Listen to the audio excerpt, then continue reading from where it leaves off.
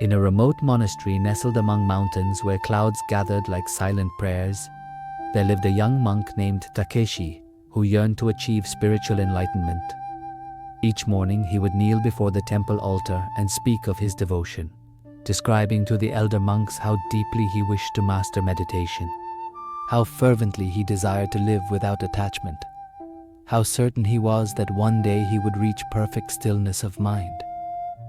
Takeshi believed that the intensity of his spiritual longing was itself a sign of progress, that wanting transformation so badly would somehow carry him toward it. Yet when the bell rang at dawn for morning practice, Takeshi often remained in bed, telling himself he needed more rest to prepare his spirit.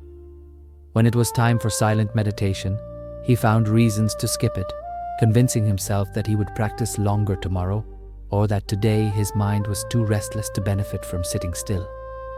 He would spend hours reading sacred texts and discussing philosophy with other students, speaking eloquently about discipline and detachment, while his own practice remained scattered and inconsistent.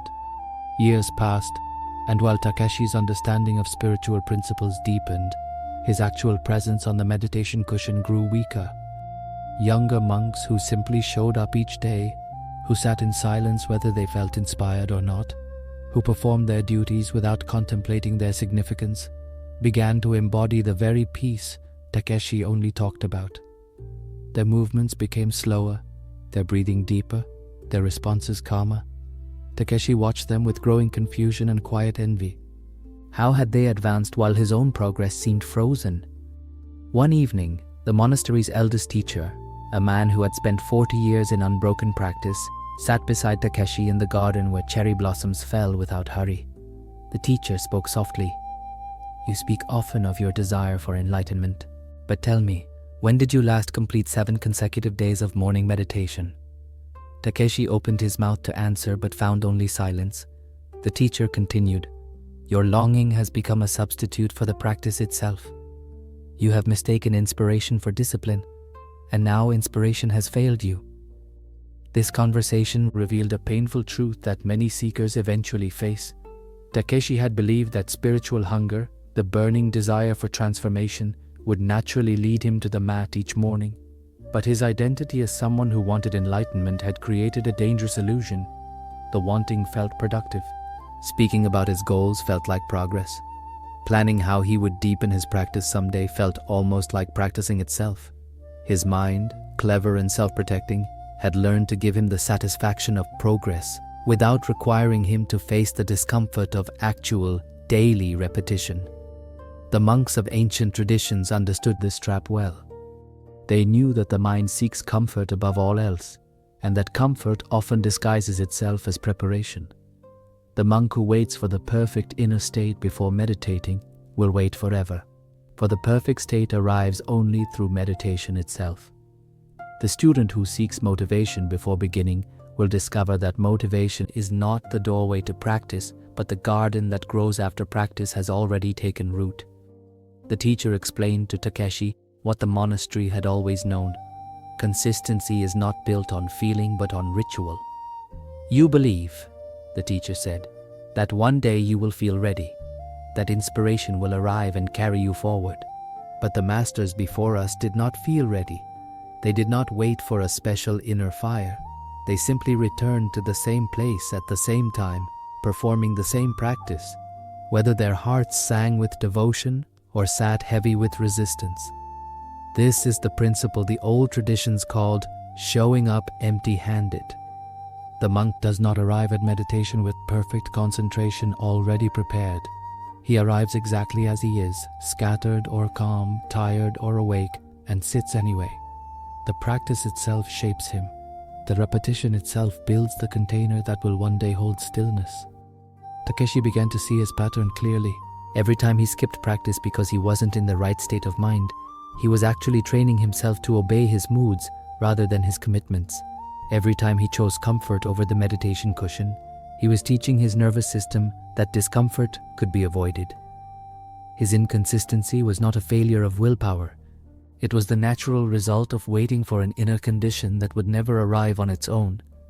The monastery offered him a different path, one followed by countless practitioners across centuries. Commit to the smallest possible ritual and protect it without exception. Not because it feels meaningful, but because consistency itself creates meaning. Begin, the teacher told him, with 5 breaths each morning, not 5 minutes, 5 breaths, so small that your mind cannot argue with it, so brief that resistance has no time to build. Takeshi followed this instruction. The first morning, the 5 breaths felt absurd, too simple to matter, but he returned the next day, and the next. Within a week, the ritual had become automatic.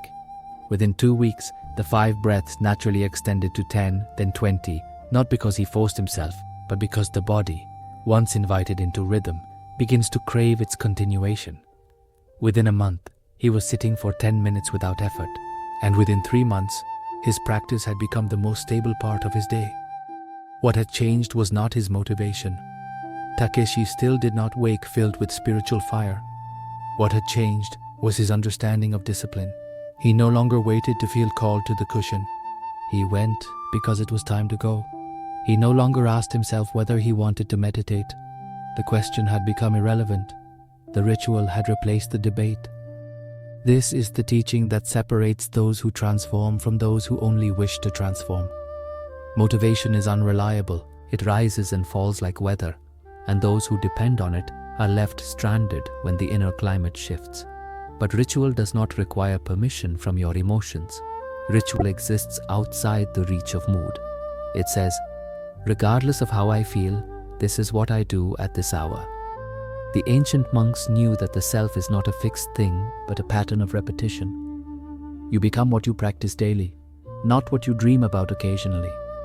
The monk who sits each morning, even in restlessness, is training himself in the art of showing up. Over time, this training becomes identity. He is no longer someone trying to be disciplined. He is someone who sits. The action has absorbed him.